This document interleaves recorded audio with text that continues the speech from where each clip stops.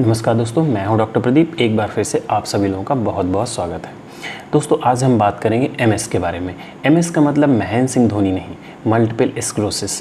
तो आइए दोस्तों जानते हैं क्या होती है मल्टीपल स्क्लेरोसिस, कैसे होती है और किन लोगों को होती है। मल्टीपल स्क्लेरोसिस एक chronic long lasting demyelinating disease है।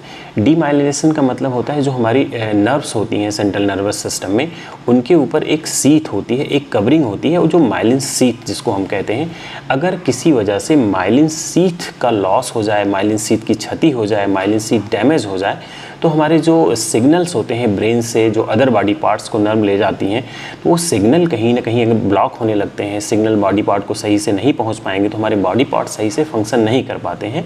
तो उनकी वजह से हमारे जो बॉडी पार्ट इन्वॉल्व होगा उसी के अकॉर्डिंग हमारे शरीर में सिम्टम आने लगते हैं।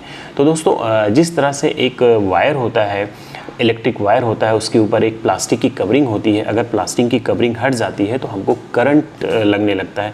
सेम इस बीमारी में भी उसी तरह होता है। अगर हमारे नर्व्स की कवरिंग ख़त्म हो जाए धीरे धीरे तो सिग्नल ट्रांसमिशन में दिक्कत आने लगती है। तो दोस्तों, ये देखा गया है कि मल्टीपल स्क्लेरोसिस एक ऑटो इम्यून डिजीज़ होती है। हमको सबसे पहले ये जानना होगा कि ऑटो इम्यून डिजीज़ क्या होती है। ऑटो इम्यून का मतलब अगर हमारा इम्यून सिस्टम हमारे हेल्दी सेल पे अटैक करे तो हम उसको ऑटो इम्यून डिजीज़ बोलते हैं।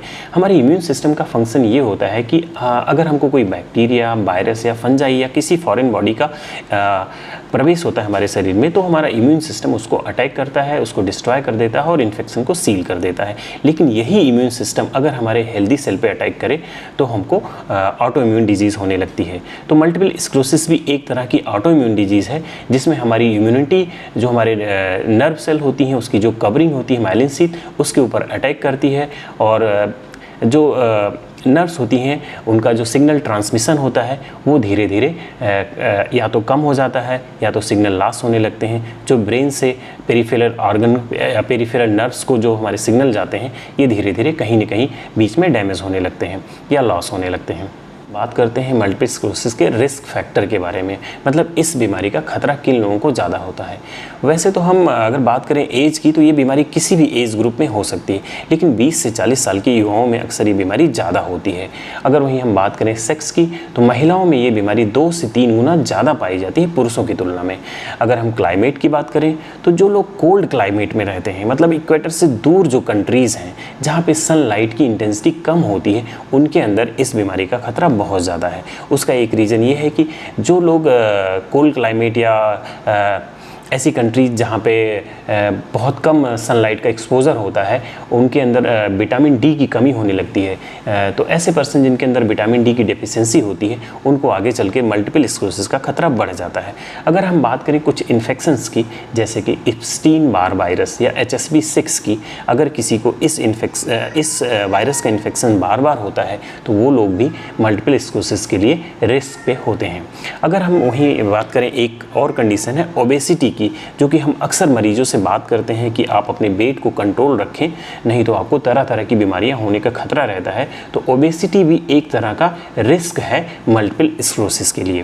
फिर वहीं पे अगर देखा जाए फैमिली हिस्ट्री की, अगर किसी भी पेरेंट को मल्टीपल स्क्लेरोसिस है, चाहे मदर या फादर को, तो बच्चों में मल्टीपल स्क्लेरोसिस का खतरा बहुत ज़्यादा बढ़ जाता है। इस बीमारी के लक्षण क्या होते हैं दोस्तों? अक्सर ये देखा गया है कि जो मरीज़ होते हैं उनको विज़न चेंजेस होने लगते हैं। या तो उनको ब्लरी विज़न होगा, धुंधला दिखाई देगा, या तो आई मूवमेंट के समय पेन होता है, या फिर डबल विज़न जिसको हम डिप्लोपिया बोलते हैं, एक ऑब्जेक्ट उनको दो दो दिखाई देने लगता है। और फिर लेट स्टेज में ये देखा गया है कि कंप्लीट और पार्शियल विज़न लॉस हो जाता है। फिर अगर हम बात करें, कुछ मरीज़ ऐसे भी हैं जिनके अंदर लिम्स में वीकनेस आने लगती है, किसी एक हाथ पैर में कमजोरी के साथ साथ सुन्नपन या झंझनाहट की भी कंडीशन देखी गई है। और कुछ केसेस ऐसे भी हैं, अगर लेट स्टेज में देखा गया है कि उनके अंदर ब्लैडर बाउल का इन्वॉल्वमेंट जब हो जाता है, तो उसमें अर्ज इनकॉन्टिनेंस, मतलब अगर वो लेटरिन या पेशाब करके आते हैं, फिर भी उनको लगता है कि अभी उनका ब्लैडर फुल है या रेक्टम फुल है, अभी उनको फिर से तुरंत लेटरिन या पेशाब लगने लगती है, तो वो बार बार लेटरिन और पेशाब की कंप्लेन करते हैं।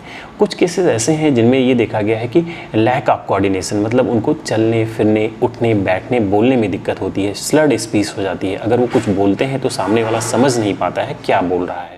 दोस्तों इस बीमारी के अंदर ये भी देखा गया है कि कुछ मरीजों के अंदर लिबिडो की कमी हो जाती है, जो सेक्सुअल डिज़ायर है उसकी कमी होने लगती है। और कुछ मरीज ऐसे हैं जिनके अंदर मेमोरी प्रॉब्लम या कॉग्निटिव सिम्टम्स मिलने लगते हैं, जिनको याददाश्त संबंधित समस्याएं आने लगती हैं। और लेट स्टेज में ये देखा गया है कि ऐसे मरीज़ बहुत ही ज़्यादा फिजिकली वीक हो जाते हैं और व्हील चेयर पे आ जाते हैं और इनकी कंडीशन बहुत ज़्यादा पुअर हो जाती है। हम बात करते हैं मल्टीपल स्क्लेरोसिस के डायग्नोसिस के बारे में, मतलब हमको कौन कौन से टेस्ट कराने पड़ेंगे इस बीमारी को डायग्नोस करने के लिए। तो दोस्तों सबसे पहले तो हमको एमआरआई कराना पड़ेगा इस बीमारी को पता करने के लिए। एमआरआई के साथ साथ कुछ और भी मेडिकल टेस्ट हैं, जैसे कि लंबर पंक्चर, सीएसएफ का एग्जामिनेशन और कुछ नर्व कंडीशंस जो होती हैं उनको पता करने के लिए नर्व कंडक्शन टेस्ट होते हैं, उसको भी हमको इस बीमारी में कराना पड़ता है। तो अब बात करते हैं इसके ट्रीटमेंट की। दोस्तों अभी तक इस बीमारी का कोई कंप्लीट क्योर नहीं है, बस हम इसमें सिम्टोमेटिक ट्रीटमेंट करते हैं और कुछ केसेस ऐसे होते हैं जिसमें हम डिजीज़ मॉडिफाइंग थेरेपीज़ देते हैं ताकि हम डिजीज़ को आगे बढ़ने से रोक सकें। जो हमारे स्पाइनल कार्ड और ब्रेन में जो नए लीजन बन रहे होते हैं उनको हम रोक सकें। कुछ केसेस में हमको रिलैप्स प्रिवेंशन के लिए कॉर्टिकोस्टेरॉइड की ज़रूरत पड़ती है ताकि हम रिलैप्स को रोक सकें। और इसके साथ साथ में हम फिजिकल रिहैबिलिटेशन, क्योंकि मरीज को चलने फिरने उठने बैठने में दिक्कत होती है, मरीज व्हील चेयर पर आ जाता है, तो हमको फिजिकल रिहैबिलिटेशन की ज़रूरत पड़ती है। और सबसे ज़्यादा जो चैलेंजिंग फैक्टर होता है इस बीमारी में, इमोशनल चेंजेस, मूड फ्लक्चुएसन। ऐसे मरीज़, क्योंकि ये बीमारी एक क्रोनिक बीमारी होती है, बहुत लॉन्ग टर्म से चली आ रही होती है, तो मरीज़ फिजिकल इमोशनली और फिजिकली बहुत ज़्यादा वीक हो जाता है। तो फिजिकल रिहैबिलिटेशन के साथ साथ emotional rehabilitation, mental health counselling की बहुत ज़्यादा ज़रूरत पड़ती है ऐसे मरीजों को, ताकि ये एक सस्टेन और प्रोडक्टिव लाइफ जी सके। दोस्तों हर साल 30 मई को विश्व मल्टीपल स्क्लेरोसिस दिवस मनाया जाता है। इस दिन का मेन लक्ष्य ये होता है कि और लोगों को भी इस बीमारी के जो मेन लक्षण होते हैं उनके बारे में जागरूक किया जाए। अगर उनके अंदर या उनके आसपास घर में किसी भी मरीज को इस तरह के लक्षण आए तो वो पहचान सके और डॉक्टर्स की हेल्प ले सके। इसके लिए पूरे विश्व में 30 मई को विश्व मल्टीपल स्क्लेरोसिस दिवस मनाया जाता है। इसी के तहत दोस्तों मैंने भी आज मल्टीपल स्क्लेरोसिस के बारे में आप लोगों को जागरूक करने की कोशिश की। अगर वीडियो अच्छा लगा हो तो और लोगों को भी शेयर करें। धन्यवाद।